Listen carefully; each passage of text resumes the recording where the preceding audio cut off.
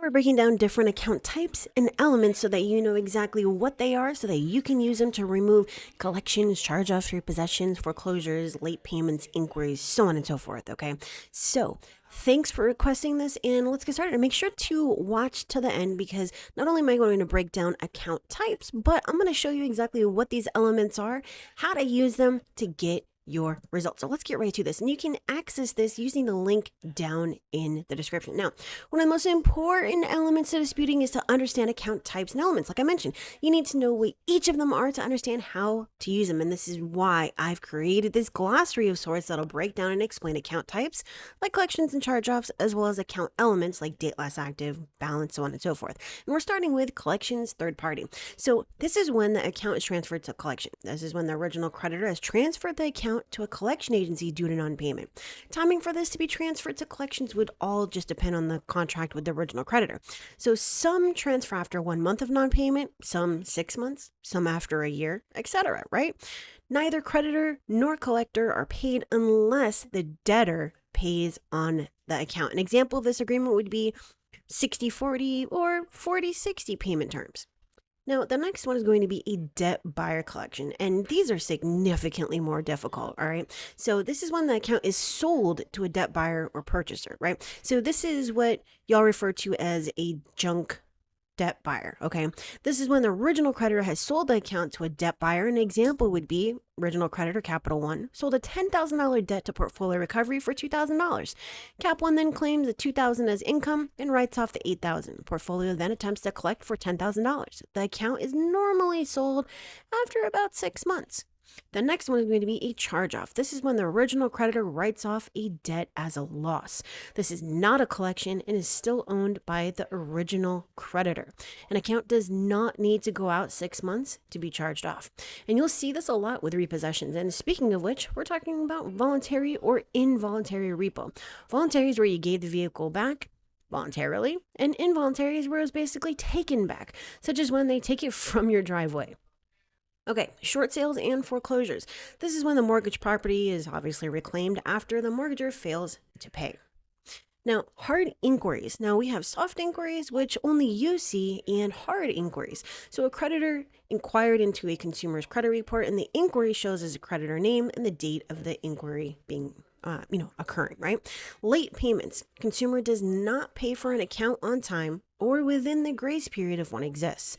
Some consumers argue that they were not 30 days late and that they were only 10 days late. It still reports the same regardless because if it's in within 30 days after payment was due, then guess what? It's 30 days late. Now, how to remove these negatives, and obviously I have 800 videos that break this down and explain it, but whether an account is accurate or inaccurately reported on one's credit report, it still must be legally verified, right? And that's an important thing to understand about this, and this is why factual-based disputes work. An account may state that a consumer has a balance of, let's just say, $10,000, but whether it's reported accurately or inaccurately must be legally verified by initiating an investigation with the credit bureau. So to remove an accurately listed item, let's say that a consumer does in fact owe $10,000. That means the balance is accurate. But what about the other elements of the account such as open date, monthly payment, high balance, last payment date, so on and so forth? If the account is disputed, was the required notice of dispute entered within the required 30-day time frame from the date they received the dispute letter per section 623? Did they send proof that this balance is reported accurately, or did they just say that the creditor verified it? Another example would be if a $10,000 account is charged off and sold to LVNV, they have to report it as sold because they no longer own the account. If the collector now reports a debt on the credit report, they're the only one that can report the balance. Is it accurate that the $10,000 account was sold? Yes. Is it accurate that LVNV now owns the account? Yes. But what about who's reporting the balance and whether the original account is reported accurately regarding ownership? So this is why I also created this mind map. So if you'd like to learn what can be disputed, the first places to search is the account on the credit report itself. So you can actually click this button right here to see the mind map, and I'm going to pull it up for you right here. Now we have like 17 different things that we can dispute. I'm not going to go over all of them because obviously you can use the link in the description to access this yourself, but we can dispute things like account number, credit limit, term, status, high balance, date of last payment, monthly payment, date of last activity, date closed, responsibility, payment status, creditor name, filing date, court name, late payments, notice of dispute, payment status details, sold, transferred to, type, charge-off amount, date of first delinquency, payment amount, past due balance, frequency of payments, date open, and I'm adding one here, date last reported, or status update date.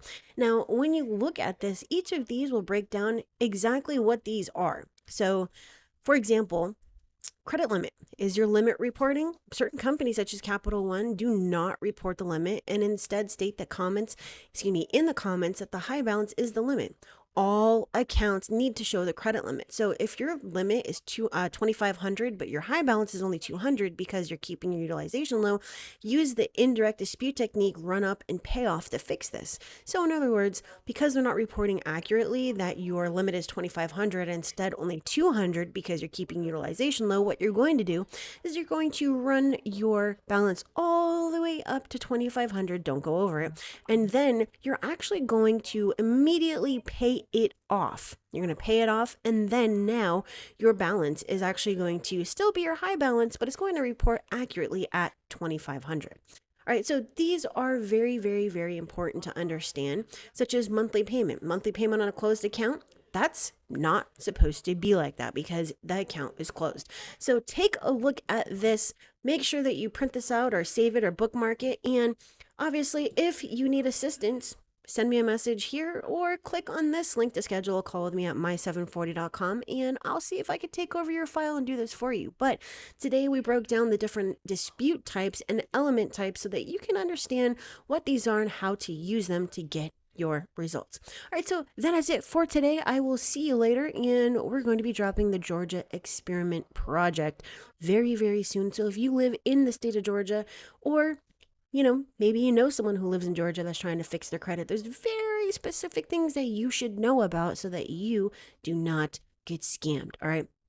So that is it for right now. Have a great day. Make sure to smash that like, subscribe if you haven't done so. Smash the notification bell so that you know when other videos are coming out, and I will see you later.